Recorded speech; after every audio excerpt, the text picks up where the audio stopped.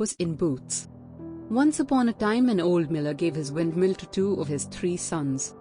But he gave his cat to his youngest son, David. The cat was called Puss. Youngest son David holding Puss in Boots in air. Being given just a cat didn't seem fair and David was a bit upset. His 2 brothers were happy with the windmill, but they didn't want David staying with them. David sat under his thinking tree where he always went to think things through.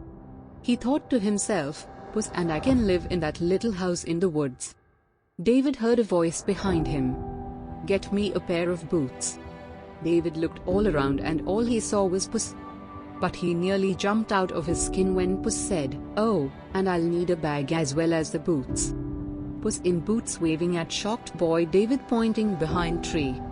You can talk? Asked David nervously. Yes, but keep it quiet. Get me the boots and you will never have to work again.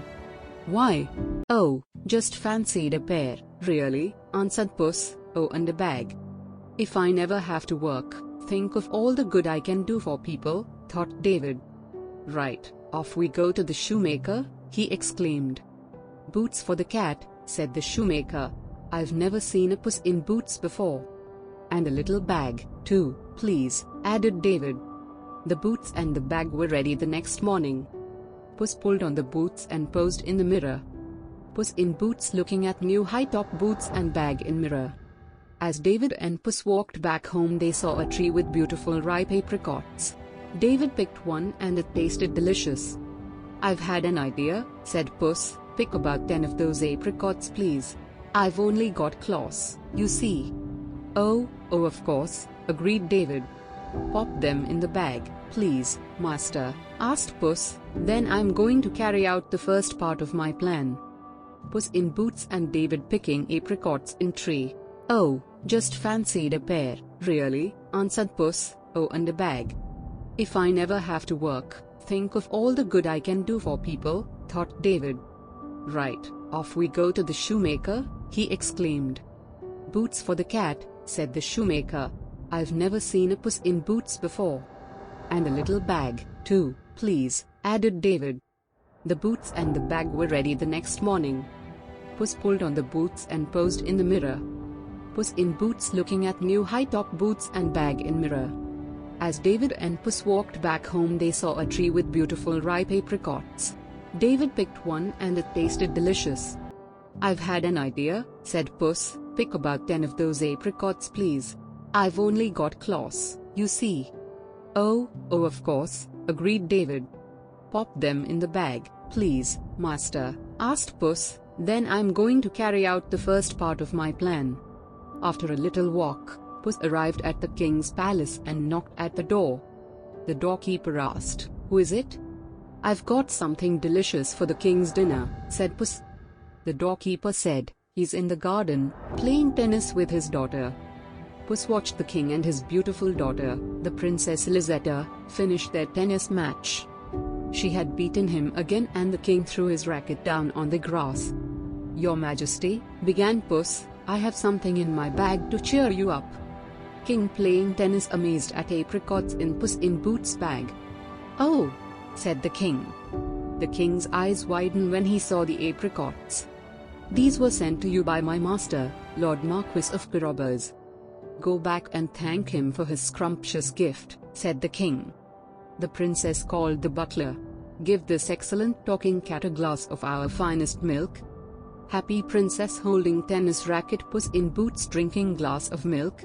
One day Puss told David to go to the river for a swim. While he was having a lovely swim, Puss took all his clothes and hid them behind a bush. Just as clever Puss had expected, the king's carriage came along. As soon as Puss saw the carriage she cried out, Your Majesty, my master was swimming and someone stole his clothes. Puss in Boots talking to Princess and King Man swimming in river stolen clothes. We can't have that, can we dear? He said to Princess Elisetta. No, Daddy, he sent us all those delicious apricots, so we have to do something, she replied.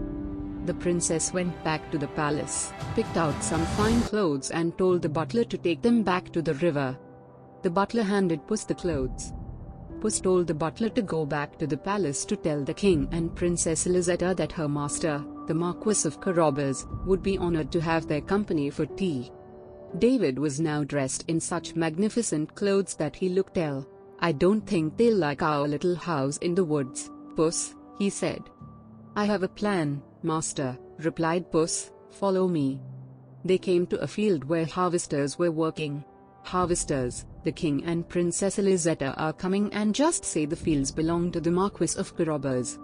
Now, a giant had a castle nearby, but he was on holiday, so David and Puss slipped inside. Giant's castle, the Marquis of Carabas. The king's carriage drove by and the king asked the harvesters whose fields they were. They told him the Marquis of Carabas. He was very pleased. The king and Princess Elizetta arrived at the castle and Puss went out and said, "Your Majesties, welcome to the home of my master, the Marquis of Carabas." And in they all went. The minute David and Princess Elizetta looked at each other, they fell in love. Princess Elizetta and David love. The king was very impressed with the castle and asked David if he would like to come to the palace to play tennis. It wasn't long until the king realized that the couple were very much in love and he agreed that they should marry. "Got any plans for the future?" asked the king. "We will buy the windmill so everyone in the village can have free bread forever. And lots of fruit from our trees," continued David. "Keep some apricots for me, won't you?" begged the king. "What about you?" David asked Puss. "Plenty of fun and games ahead for me," said Puss with a wink. Puss in Boots waving and winking. Soon, David and the princess were married and they lived happily ever after. The end.